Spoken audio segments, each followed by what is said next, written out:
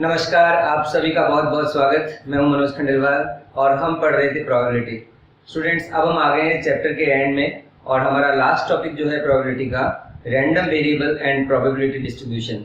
आज हम उन्हीं टॉपिक को कवर करेंगे, तो आप इस टॉपिक को अच्छी तरह समझ लेना। उसके बाद में हम सेट सी के जो क्वेश्चंस हैं प्रोबेबिलिटी डिस्ट्रीब्यूशन के, उनको भी कवर करेंगे नेक्स्ट वीडियो में। तो आज का वीडियो अगर आपको समझ में आएगा तो नेक्स्ट वीडियो में सभी क्वेश्चंस अच्छी तरह समझ में आ जाएंगे और इस तरह से हमारा प्रोबेबिलिटी का चैप्टर अच्छी तरह कवर हो जाएगा। अगर हमें प्रोबेबिलिटी डिस्ट्रीब्यूशन अच्छी तरह आएगा तो जो हमारा नेक्स्ट चैप्टर है थ्योरेटिकल डिस्ट्रीब्यूशन, वो भी हम बहुत अच्छा कर पाएंगे। तो स्टूडेंट्स, बहुत ध्यान से कंसेप्ट्स को समझिएगा ताकि हमें नेक्स्ट चैप्टर जो है उसके भी 4 क्वेश्चन जो एग्जाम में आते हैं वो भी हम अच्छी तरह कर पाए। तो चलिए आज की क्लास जो है वो स्टार्ट करते हैं। तो स्टूडेंट्स, रैंडम वेरिएबल को समझने के लिए हमें पहले एक रैंडम एक्सपेरिमेंट लेना होगा। तो मैंने यहाँ पर रैंडम एक्सपेरिमेंट लिया है। एक कॉइन इज टॉस्ड 3 टाइम्स। आप ऐसे भी कह सकते हैं 3 कॉइन्स आर टॉस्ड। तो 3 कॉइन्स को अगर उछालें तो हमें सैंपल स्पेस क्या मिलता है। तो 3 कॉइन्स का सैंपल स्पेस हम लिखते हैं पहले 3 हेड्स, उसके बाद में 2 heads, then 1 head and finally 0 head. कोई भी हम अरेंजमेंट करते हैं तो उसे या तो इंक्रीजिंग ऑर्डर में या डिक्रीजिंग ऑर्डर में करते हैं ताकि थोड़ा सा अरेंजमेंट सिस्टमेटिक हो। 0 tail, then 1 tail, then 2 tail and then 3 tail. ये तो हुआ टेल्स के इंक्रीजिंग ऑर्डर में। और अगर हम नंबर ऑफ हेड्स के पॉइंट ऑफ व्यू से देखें तो आपको डिक्रीजिंग ऑर्डर नजर आएगा। पहले 3 number of heads, then 2 number of heads, then 1 number of head, then 0 head. तो इस तरह से आप समझ सकते हैं कि हम कोई भी क्वालिटेटिव जो चीज होती है उसको क्वांटिटेटिव चीज में बदलते हैं। तो यहाँ पर ऐसी कौन सी चीज है जिसे हम वेरिएबल बोले? आइदर नंबर ऑफ हेड्स और नंबर ऑफ टेल्स। तो यहाँ हमने रैंडम वेरिएबल x, अब देखिए आ रहा है रैंडम वेरिएबल आपके पिक्चर में, रैंडम वेरिएबल, इसको हम कैसे दिखाते हैं? x। ये वही वेरिएबल है जो हमने फर्स्ट चैप्टर में पढ़ा था। वेरिएबल का कंसेप्ट वही है, बस random variable is the variable associated with random experiment. Probability में हम रैंडम वेरिएबल जो है उसको रैंडम एक्सपेरिमेंट से एसोसिएट कर देते हैं। तो x का वैल्यू क्या होगा, इसके लिए हमें x को डिफाइन करना पड़ेगा।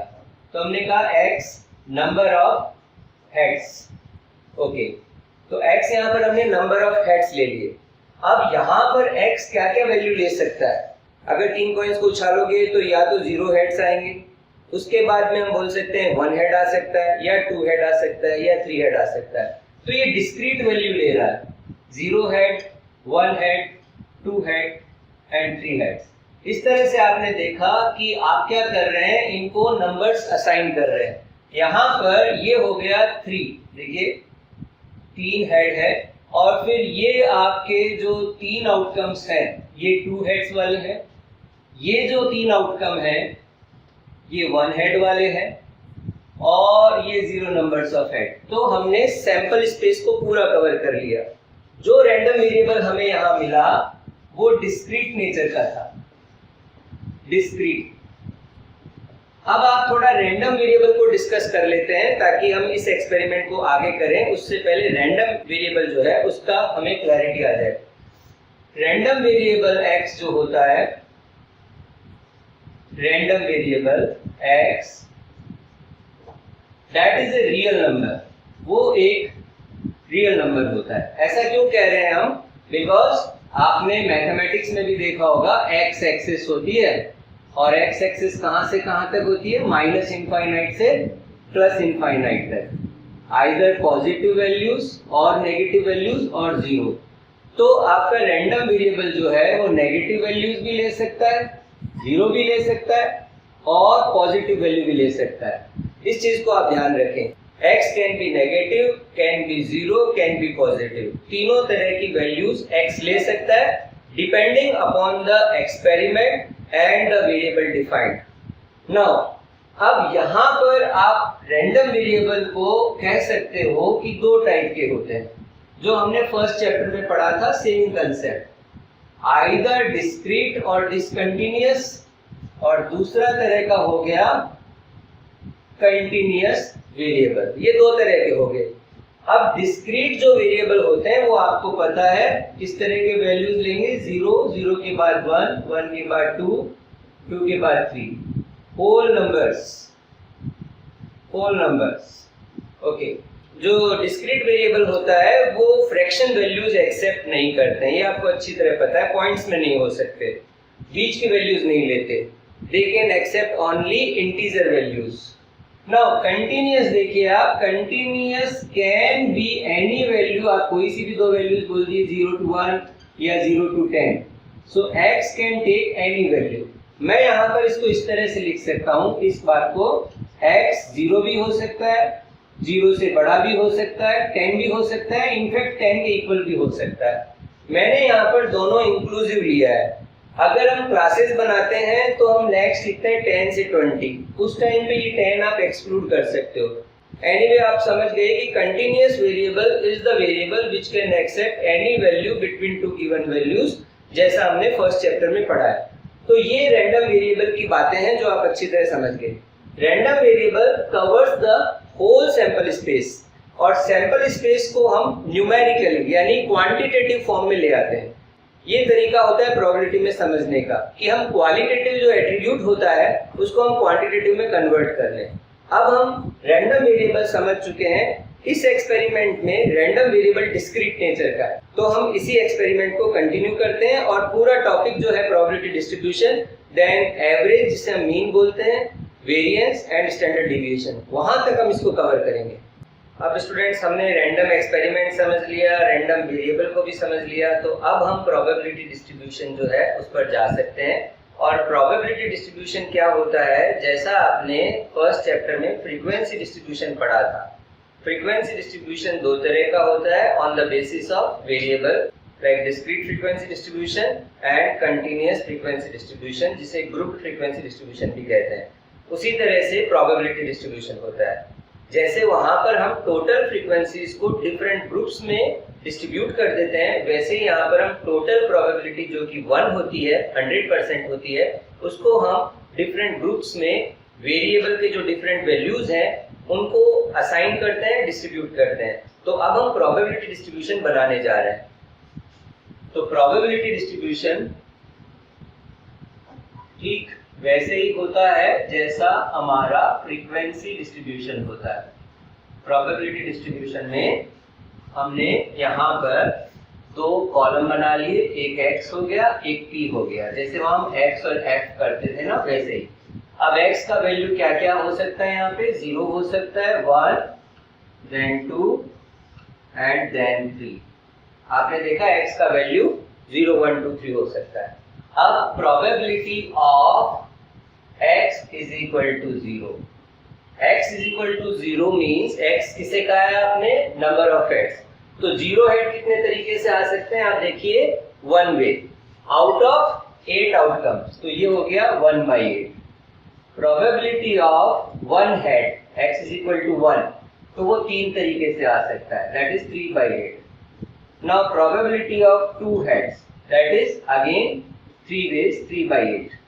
Now probability of 3 heads, that is only 1 way, so that is 1/8। तो आपकी ये रेस्पेक्टिव प्रोबेबिलिटीज आ गई, जो मैं यहाँ लिख देता हूँ, 1/8, 3/8, then 3/8 and then 1/8। आपको दिखाई दे रहा है कि ये सिमेट्रिक डिस्ट्रीब्यूशन है, जैसा हमने फ्रीक्वेंसी डिस्ट्रीब्यूशन में पढ़ा था ना, बेल शेप फ्रीक्वेंसी डिस्ट्रीब्यूशन, जो सिमेट्रिक होता है। आप देखिए, ऊपर से पढ़ लीजिए, नीचे से पढ़ लीजिए, प्रोबेबिलिटी का वैल्यू जो है ना वो सिमेट्रिक है, तो ये एक सिमेट्रिक डिस्ट्रीब्यूशन है। ऐसे में क्या होता है, मीन ठीक बीच में आता है। अगर हम कैलकुलेशन भी करेंगे तो जो मिनिमम वैल्यू और मैक्सिमम वैल्यू, इसके ठीक बीच में आएगा मीन, एवरेज, दैट इज 1.5, और मीन, मीडियन, मोड तीनों बराबर होते हैं, ये भी आपको अच्छी तरह पता है सिमेट्रिक डिस्ट्रीब्यूशन में। अब आप स्टैटिस्टिक्स में काफी कुछ सीख चुके हो।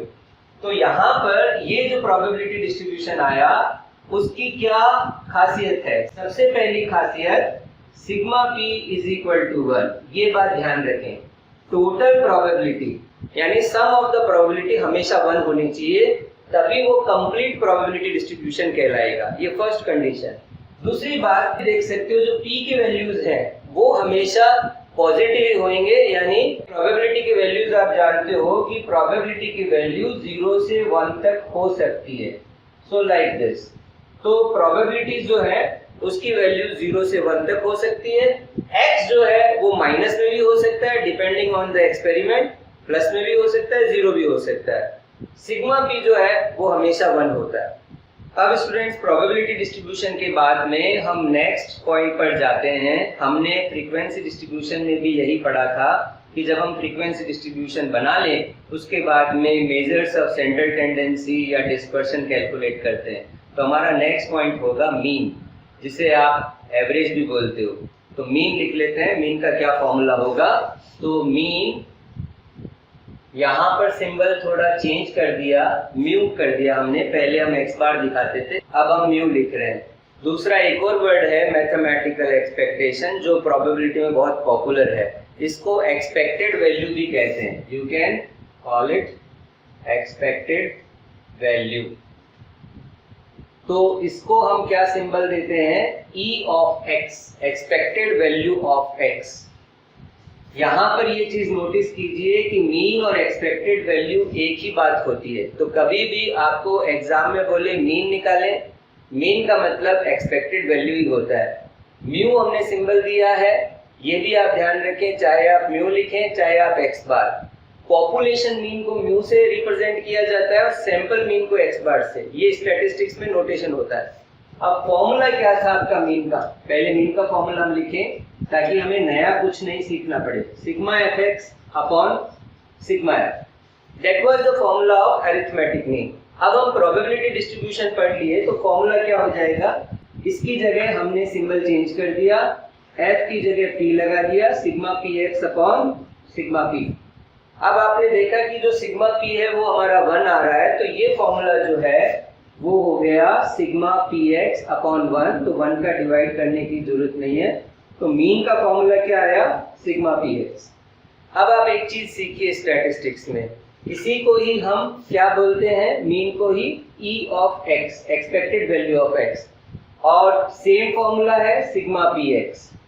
तो आपने क्या सीखा कि कभी भी आपको ई हटाना हो तो आप सिग्मा पी लगा दीजिए, या सिग्मा पी हटाना हो तो ई लगा दीजिए। और देखिए आप, जैसे आपने सिग्मा पी एक्स को क्या लिखा? सिग्मा पी की जगह ई of x. Sigma P x square को क्या लिखोगे? Expected value of x square. तो ये आप चीज हमेशा ध्यान रखें कि हमने ई एक्स जो है एक्सपेक्टेड वैल्यू ऑफ एक्स, उसको सिग्मा पी एक्स लिखा है, and expected value of x square उसको सिग्मा पी एक्स स्क्वायर लिखा है। कभी भी ई हटाइए सिग्मा पी लगाइए, या वाइस वर्सा, सिग्मा पी हटाइए ई लगाइए। तो ये आप ध्यान रखना है। कैलकुलेशन या कभी भी न्यूमेरिकल प्रॉब्लम्स आती है तो आप कंफ्यूज ना हो। तो स्टूडेंट्स, अभी तक हमने random experiment and random variable, उसके बाद में प्रोबेबिलिटी डिस्ट्रीब्यूशन देख लिया, और फिर हमने अभी अभी जो कंसेप्ट पढ़ा है वो मीन का है। एग्जैक्टली पहले जैसा पढ़ा था हमने formula, sigma f x upon sigma F, उसी को ही आप मॉडिफाई कर सकते हो। एफ की जगह पी लिख दीजिए। यहाँ पे देखिए, पहले आपका x और f था, अब x और p है, तो आपको फॉर्मूला जो है याद करने में दिक्कत नहीं होगी। Sigma f x upon sigma F जो है वहां पे f की जगह p रख देंगे, तो फॉर्मूला हुआ सिग्मा पी एक्स। मीन का फॉर्मूला आपके पास आ गया सिग्मा पी एक्स। यही फॉर्मूला आपका ई एक्स का है, एक्सपेक्टेड वैल्यू का। और आपने देखा ई एक्स अगर बोले तो सिग्मा पी एक्स, और ई एक्स स्क्वायर बोले तो सिग्मा पी एक्स स्क्वायर। तो स्टूडेंट्स, अब हम मीन या एक्सपेक्टेड वैल्यू कैलकुलेट कर लेते हैं, जो एक्सपेरिमेंट हम लेके चले थे। तो हमें यहाँ पर सिग्मा पी एक्स निकालना पड़ेगा। तो यहाँ पर एक कॉलम बना लेते हैं p इंटू एक्स का, ताकि हमारा सिग्मा पी एक्स निकल आए। अब आप क्या करेंगे? p और x की कॉलम का मल्टीप्लाई कर दीजिए। This into p is equal to 0, 1 into 3/8 that is 3/8, 2 into 3/8 that is 6/8। आप इसको कैंसिल ना करें ताकि आपको ऐड करने में आसानी हो। फाइनल 3/8। तो अब आपका सिग्मा पी एक्स जो है वो इजीली ऐड हो जाएगा। डिनोमिनेटर सेम है, फ्रैक्शंस को ऐड कर सकते हो। 3 + 6 9 + 3 12/8 दैट इज इक्वल टू 1.5। तो सिग्मा पी एक्स आपका 1.5 आया। जैसा मैं आपको कह रहा था कि ये सिमेट्रिक डिस्ट्रीब्यूशन है, और सिमेट्रिक डिस्ट्रीब्यूशन मतलब बेल शेप डिस्ट्रीब्यूशन, और उसमें मीन मीडियन मोड इक्वल होते हैं, एकदम सेंट्रली लोकेटेड होते हैं। सेंट्रल पार्ट में मैक्सिमम फ्रीक्वेंसी आती है तो आप देख सकते हो 0 और 3 के बीच में 1.5 वैसा ही एग्जैक्टली आ रहा है। तो यहाँ पर आपका मीन जो है वो हमने निकाल लिया, expected value of x is equal to 1.5। तो आप कह सकते हो x is a random variable that denotes number of heads here. तो इस एक्सपेरिमेंट को हम बार बार रिपीट करें तो 1.5 हेड्स आएंगे। ऐसा होता नहीं है, आइदर 1 हेड आता है या 2 हेड आता है। तो मोस्ट ऑफ द टाइम आपको 1 हेड या 2 हेड ही मिलेंगे 3 कॉइन्स को टॉस करने पर। तो ये अपने को रिजल्ट मिला। अब नेक्स्ट क्या करना है, हमें वेरिएंस कैलकुलेट करना है। तो वेरिएंस का फॉर्मूला देख लेते हैं। स्टूडेंट्स, वेरिएंस जो होता है वो स्टैंडर्ड डिविएशन का स्क्वायर होता है। तो वेरिएंस को हम लिखते हैं v of x। So variance is equal to standard deviation. देखिए हमने क्या सिंबल दिया है यहाँ पर, स्टैंडर्ड डिविएशन को sigma, this is small sigma. तो ये हो गया एसडी का square. Variance is standard deviation का स्क्वायर। अब वेरिएंस का फॉर्मूला हम पहले जो हमने स्टैंडर्ड डिविएशन का फॉर्मूला पढ़ा था उसका स्क्वायर करके निकाल लेते हैं। स्टैंडर्ड डिविएशन का क्या फॉर्मूला होता है, square root of sigma f x square upon sigma f minus sigma f x upon sigma f का होल स्क्वायर। ये फॉर्मूला हमने पढ़ा था।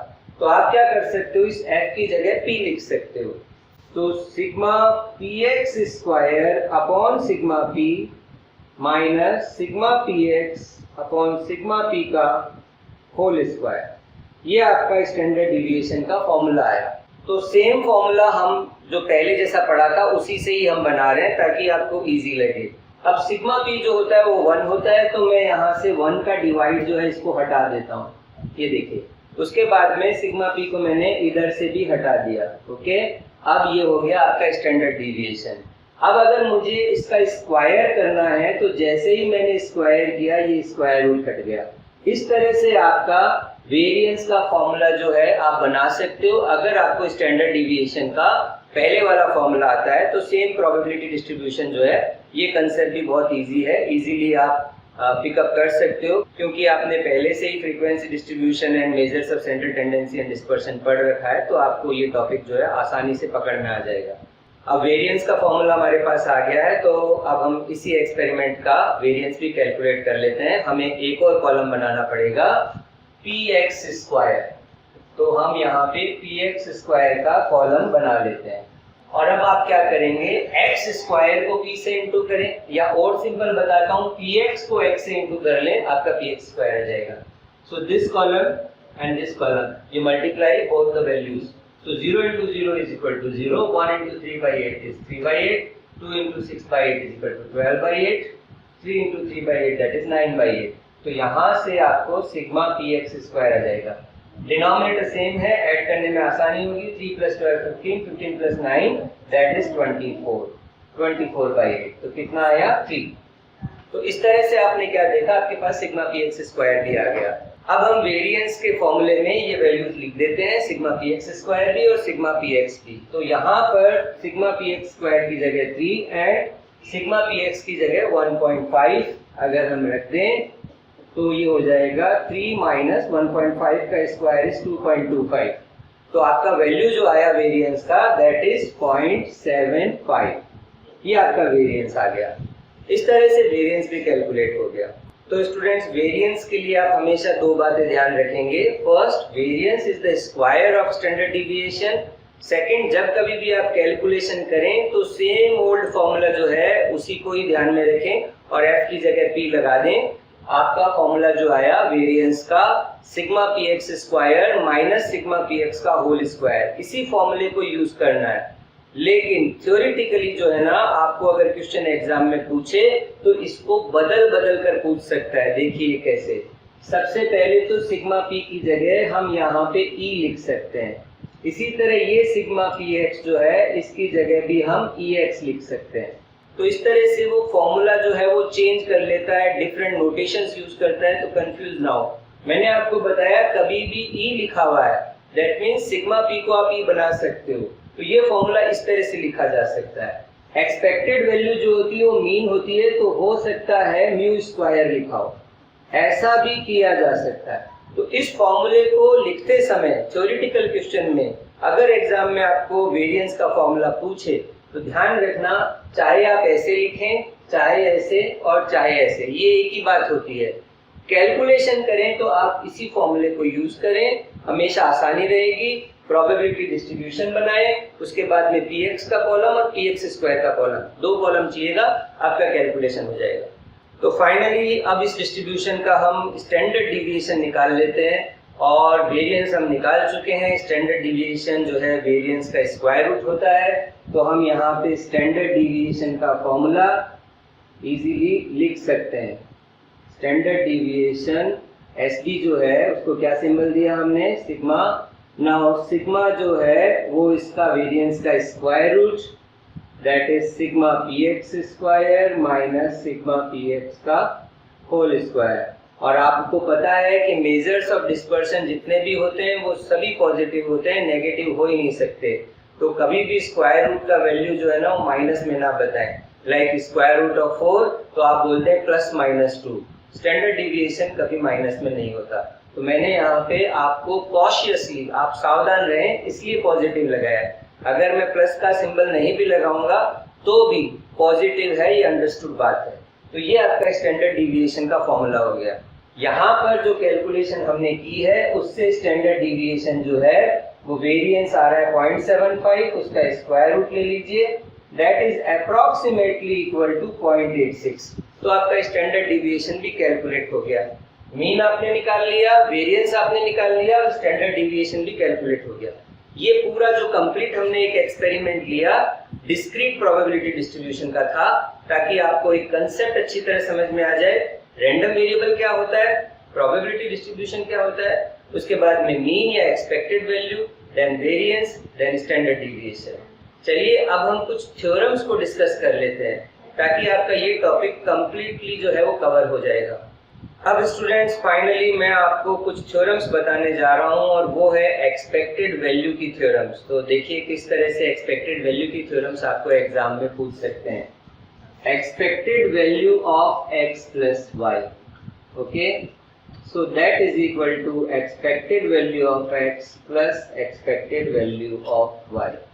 तो ये हो गया आपका एक सिंपल सा थ्योरम। यहाँ पर एक्सपेक्टेड वैल्यू का मतलब मीन ही होता है, mean of x plus y is equal to mean of x plus mean of y। तो ये आपकी फर्स्ट थ्योरम हुई। इसको आप ऐसे भी लिख सकते हो, x minus y is equal to expected value of x minus expected value of y, ऐसे भी आप लिख सकते हो। तो आपने अभी अभी 2 थ्योरम देख ली, expected value of x plus Y and expected value of x minus Y.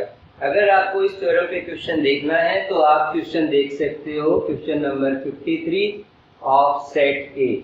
आपको सेट ए में एक क्वेश्चन मिलेगा और वो इसी थ्योरम पर है। तो सिंपली आप कर पाएंगे उसको, बिकॉज ऑलरेडी आपको थ्योरम पता है।